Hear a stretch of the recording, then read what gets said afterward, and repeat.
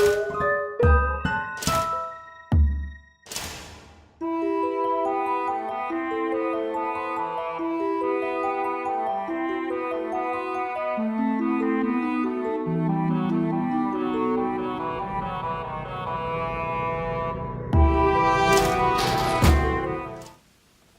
is up, YouTube? It's that actress VK baby, and I'm back again with another video. The reason why my face is painted is because I just attempted to paint my face. If you are new to my channel, hello. I am trying this mysterious voice for Halloween. And today I am back to what gave me a lot of subscribers. I am watching Nostalgia, and the video today is top 11 Stephen King films. As you can see, I put a pun there. And up there, we have the Nostalgia Critic It review that I watched last year. And today, I'll be watching another. If you are new to my channel, there are plenty of more reaction videos for you to watch. But for this Halloween, I'll pick a couple just to review to look at. Without further ado, let's push the play button.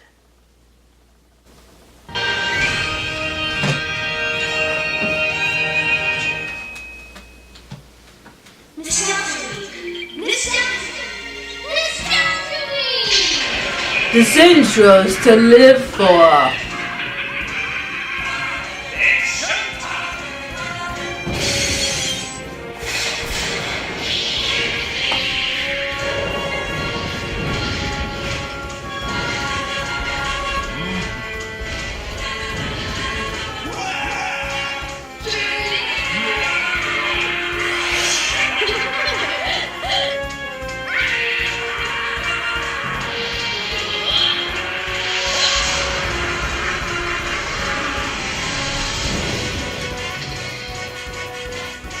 Creepy and disturbing, isn't it?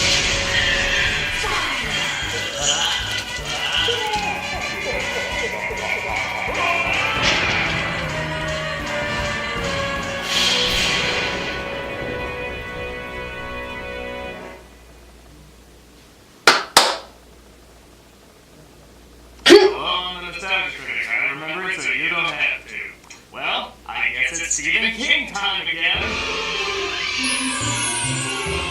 This is the first time I've ever done 2 Stephen King videos in the same month, so it probably goes without saying I need alcohol. Luckily, I have the Stephen King drinking game shot glasses. Yeah, no joke, a fan made these for me and I can't think of a better time to use them. So, let's get ready to talk about yet another Stephen King adaptation. This is... Oh gosh. Top 11 Stephen King good movies. Good movies?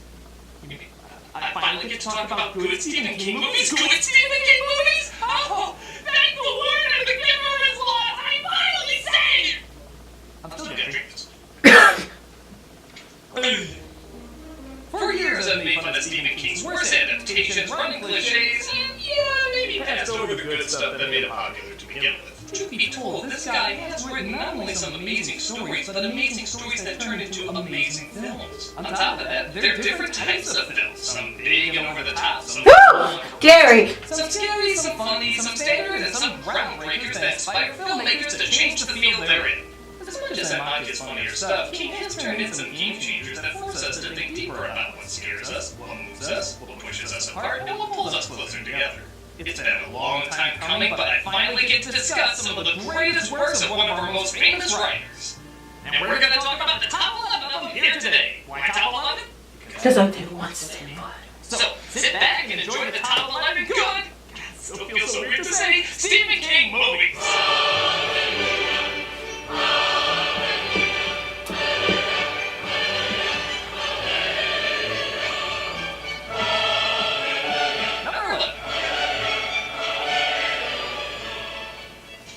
Cemetery. Oh gosh. This has creepy written all over it, from the book and the screenplay, both penned by King. Focusing on a family who just moved into town, they discover a cemetery where you can bury a dead animal and it miraculously comes to life. Like any cautionary tale,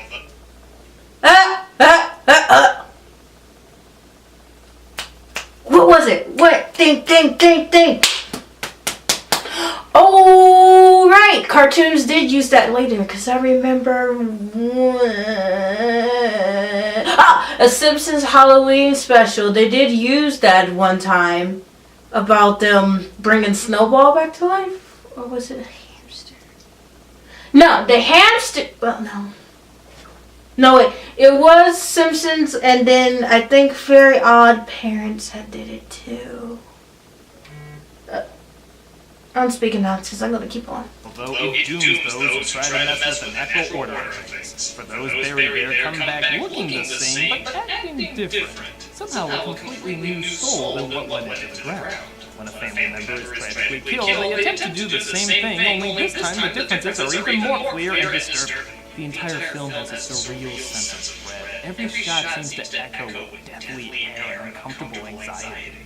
The film promises to get stranger and stranger, and that's exactly where it leads us. Never knowing quite where it's going, or even how to feel during some of these scenes. Why did I choose to watch this at night?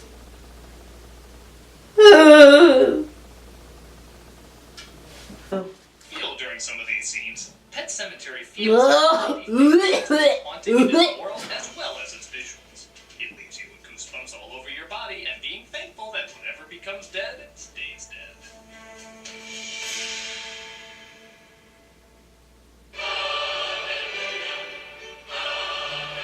Number 10. Shush. It. Okay, so I've made fun of both film versions, and I do still have issues with them, but there's no denying that the cinematic version of It had some big shoes to fill. And it did so in its own unique way. The story of a group of kids coming across a killer clown that can transform into their deepest fears ties in beautifully to all the real-life fears that these kids have to deal with in their regular lives. Some of them are pretty common, like creepy paintings and monsters, but some are even scarier without the supernatural, like obsessive phobia, psychotic teens, and more than abusive parents. The film taps into the scares both kids and adults would have, and at the center is a completely new Pennywise the Clown, played with a completely new energy by Bill Skarsgård. The role was made iconic by Tim Curry, but the film did a great job creating a brand new kind of creepiness, both scary and faithful to the book, while also being its own unique creation. Yeah, I had some issues, and if you want to know more about them, you can watch my review, but as I let it sit, the good stuff does asking questions about the fears of the mind, the fears of the physical, and how they intersect. But come on, couldn't you have him tell a few jokes? Richie, will you let the poor guy out?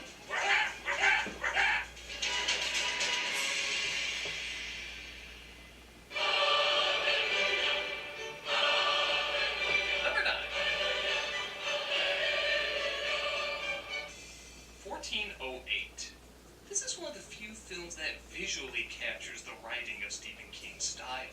Don't get me wrong, many other films do their best and accomplish great visuals, but something about the pacing, effects, and blending of reality seems to scream King's writing prose. A man who writes books debunking the supernatural is told about a haunted hotel room numbered 1408. The room is so haunted that the owner of the hotel tries to bribe anyone from staying in it. The writer sees this as a stunt, though, and insists he be let in.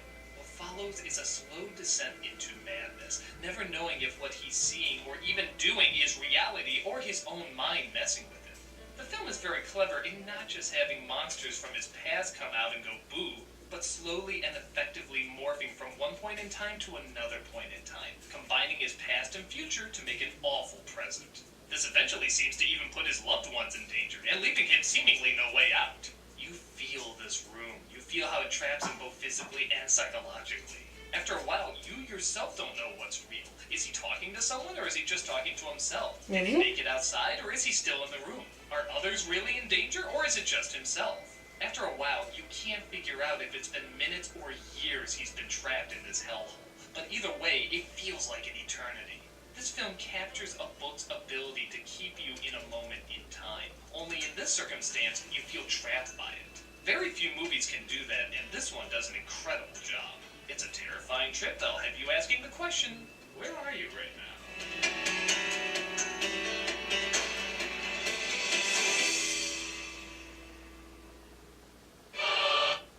Where am I really right now? I feel like I'm not the right person I'm supposed to be. I'm going crazy. Maybe because it's Halloween. Hey! Finish watching this reaction and stop acting crazy.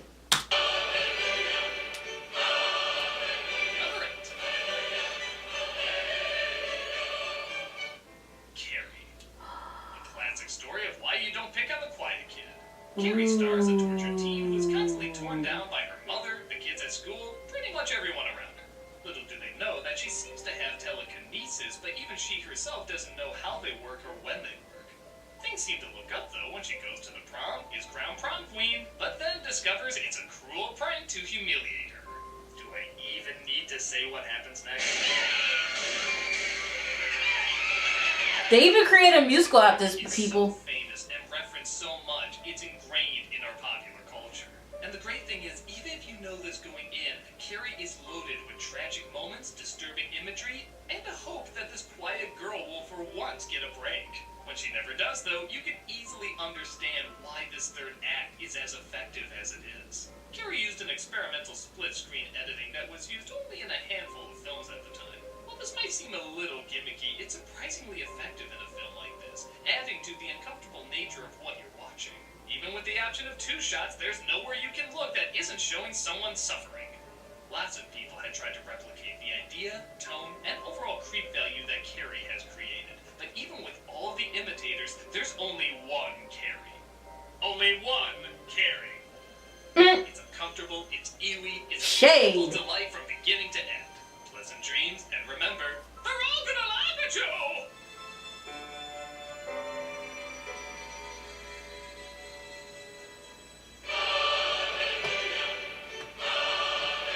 Number 7. Misery. It's every celebrity's night. No. So Adult Swim did this. Family Guy did this. Get out of the cockamamie car!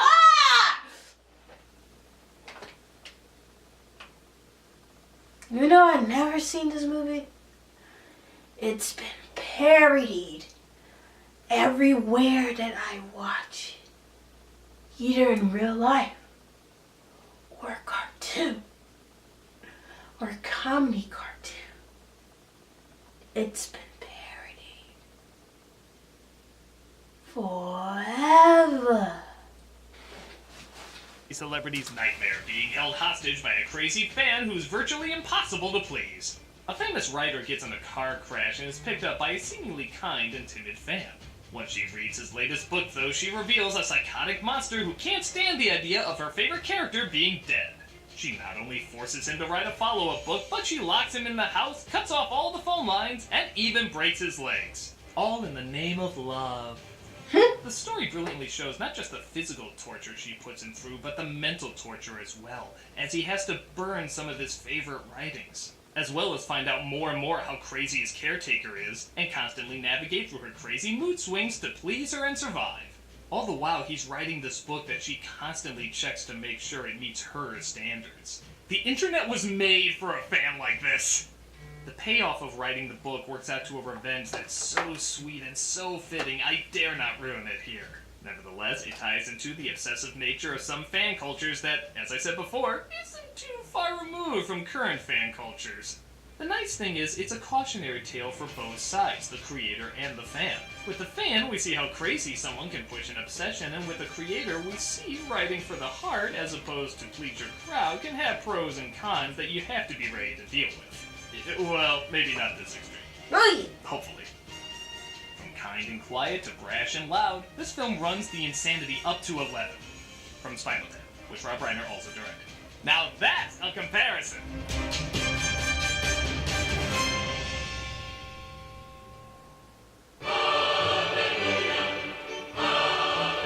Number 6.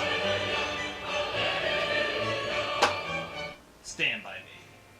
Reiner, I guess, has a way with King stories, as this is the second big hit he's done with him. Although, boy, it couldn't have been more different from Misery. This coming-of-age story centers around a group of boys, all dealing with their own problems, getting together to find a dead body. Not the most uplifting. Family Guy. Boom! If you watch Family Guy, you know what I'm talking about. Keep on. The most uplifting of missions, but it's not always the most uplifting of films. Like most King stories, the kids in this have a lot of shit they have to get through, and it's their ability to stick together, shoot the shit, and just be a friend when there's so few that gets them through it. The film certainly has a lot of positive moments as well, with a lot of jokes, chases, and tough life lessons. The acting in this is stellar, and it's no wonder with such an amazing cast of then unknowns. Will Wheaton, Corey Feldman, River Phoenix, Kiefer Sutherland. Everyone gives the exact right performance in this aggressive story of childhood that still manages to dig through the harshness and turn out some very human moments. The kinship these kids develop is strong, memorable, yet simple.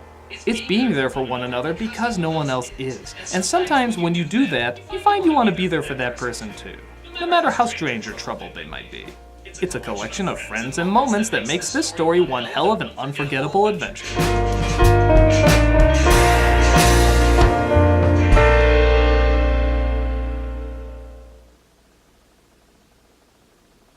Break. Number 5. Dolores Claiborne. Often overlooked, this crime drama once again uses the sins of the past to shape the tragedy of the present. A daughter revisits her hometown of painful memories to help her mother, Dolores Claiborne, who is accused of murder. As if this wasn't bad enough, this is the second time she's been accused of it in her life. While the daughter has tried to distance herself from her mother, she finds the doors in her memory are constantly opened up the longer she spends both with her mother and in her childhood home. As she talks more and more to find the truth, she discovers so many things she got wrong about her mother and even all the facts she repressed. Things she didn't remember because she didn't want to remember them. And while they're painful to open up again, they're necessary to open up again.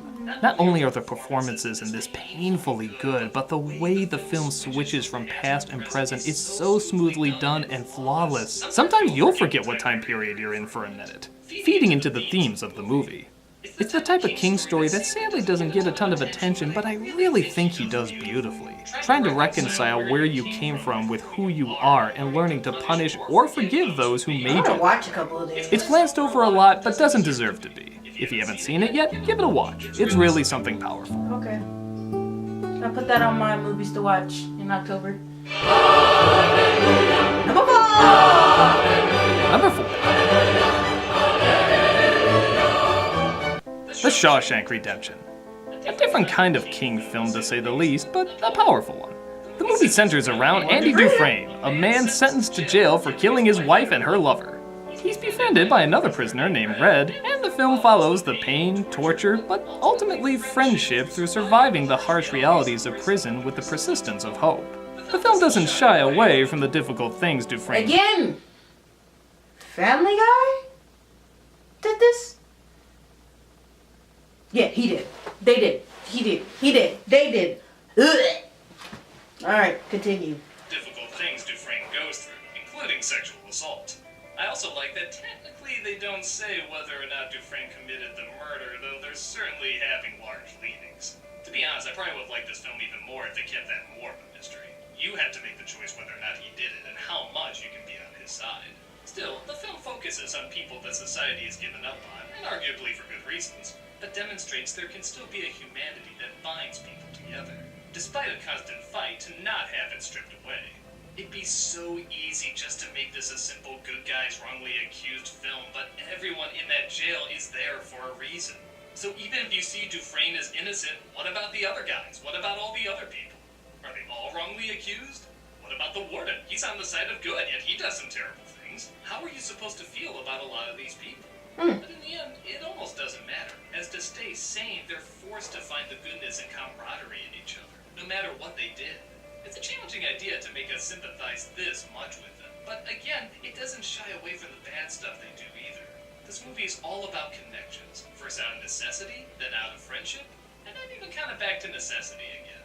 Because when you go through this much with a friend, they do become a necessity. Much like the rain on your face, it's one hell of a cold cleansing. Yep, it was Family Guy who did this. I remember it now. 3.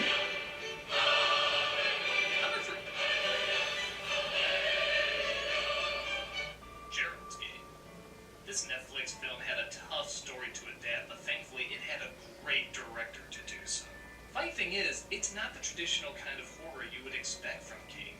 The movie starts as a couple try to spice up their love life by using handcuffs in the bedroom. The guy dies, leaving the woman handcuffed to the bed far away from anyone that can hear her. That's the entire movie. You'd think that couldn't be very interesting, but the way she makes other versions of herself to talk to, imagines her loved one coming back to life, hallucinates terrifying imagery, and even reopens memories of a scarring incident makes this one of the most brilliant King movies ever made. It's funny how his best stories revolve around one person just lying in bed. But that truly is a tribute to his talent. He doesn't need much, just a clever scenario and really great characters to go along with it. The story cleverly questions how much scarring can be left on a person without touching them.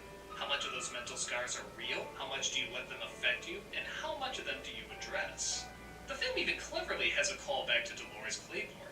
If you know the story, you know there's actually a very surreal connection made. Again, all the more reason to check both of these two out. The way this film's questions tie into one of the hallucinations she sees in the room is so brilliantly done that it makes the ending more powerful, meaningful, and in my opinion, I'll see that in my sleep tonight. the deepest of any story King has written. Again, I won't go into spoilers, you just gotta see it yourself. This is a very difficult book to adapt, especially the ending, which many may feel is tagged on at first, but really think about how it connects to her past, her present, and even her future. When you think about it long enough, it's actually kind of ingenious. In my opinion, the movie Gerald's Game is an adaptation worthy of its great source material.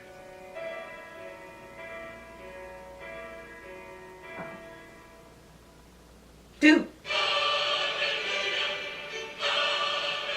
Number 2. The Shining.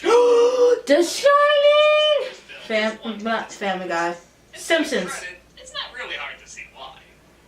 This adaptation of The Shining gets the basics of the book right. It's a caretaker who looks after a hotel in the winter with his family, gets snowed in, and goes insane trying to kill them all. Come He play disliked, with however, us. how there was little art to the Come main play character with and how it felt less like a tragedy. That's very understandable, especially from the guy who wrote the original story. But The Shining, to me anyway, is less about a guy being driven to madness and more about a crazy guy being stripped away for what he really is. The whole film has an otherworldly feel that only master director Stanley Kubrick could create. The pacing, the tone, the cold delivery of many of the actors. It's like the hotel is a drug slowly working down your defenses until you have no filters left, and there's only the real you. Much like another drug in the movie. You could argue that the hotel is a metaphor for bringing out who you really are. Jack was always that way. He was always there. He was always the caretaker. It just took a diabolical something to bring it out. But the nice thing is, that's just my take. There's literally dozens of other interpretations of the film. So many that a film interpreting the film was made. With a bunch of other thoughts of what it's about. Regardless of what it means, it creates an environment that's strange. And Critic also did it too. You haven't seen that one? Go watch it. Leaving the real fear to your own imagination. You can't even count how many people have satirized this movie. It's truly left its mark. I called it first. And its popularity doesn't seem to be dying down. Everything Stanley Kubrick did was unique, and this is his only horror film, making it a rare spectacle nobody... Here's Johnny!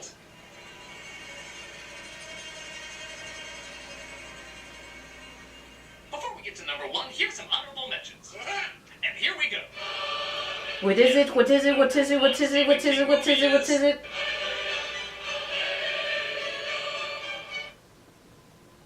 You're not gonna like it. What is You're it? really not gonna like it. What is it? Look, just hear me out before you go ranting about why I'm wrong. You already have a paragraph in the comments, don't you? All right, I'll just say it. What? It's Creepshow.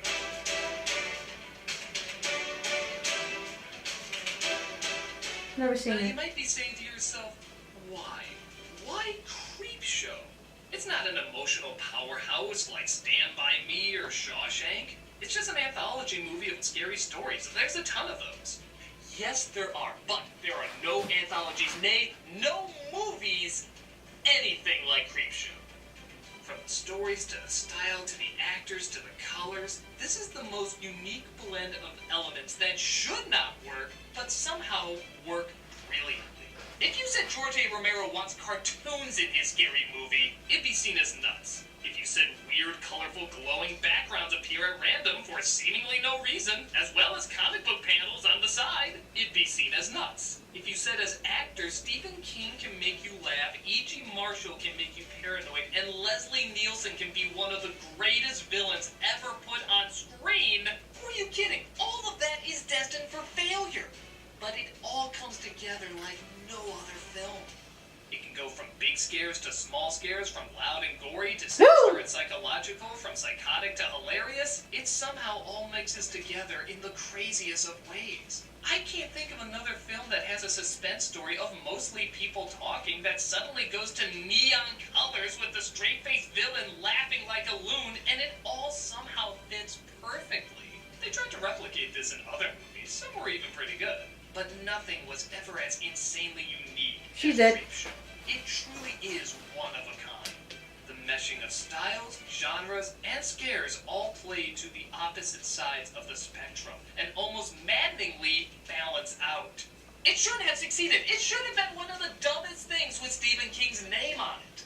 But because it went all the way, cockroaches, with great instinct, with great technique, we got a film that has never been duplicated. Shawshank is great, but we can think of a few other films like it. Stand By Me is wonderful, but again, we can think of a couple films it's like. There is no other movie like Creepshow. Put simply, it's one of a kind. I've seen it a million times in the past, and I know I'm gonna see it a million times more. Creepshow is the best kind of madness that only strikes once. And you're thankful you were there to witness something so bizarrely perfect. It somehow gets better the crazier it gets. I've never seen anything like Creepshow, and my guess is I never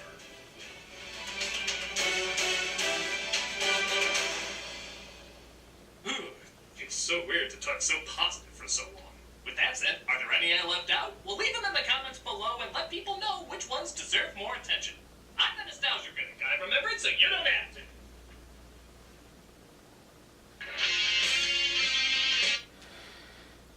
Pretty good. There are some Stephen King films that I have to watch. So if you like this reaction, remember to subscribe, give it a thumbs up, and tell me what better I could do with these reactions. And I'll see you guys later because my camera's dying. Bye!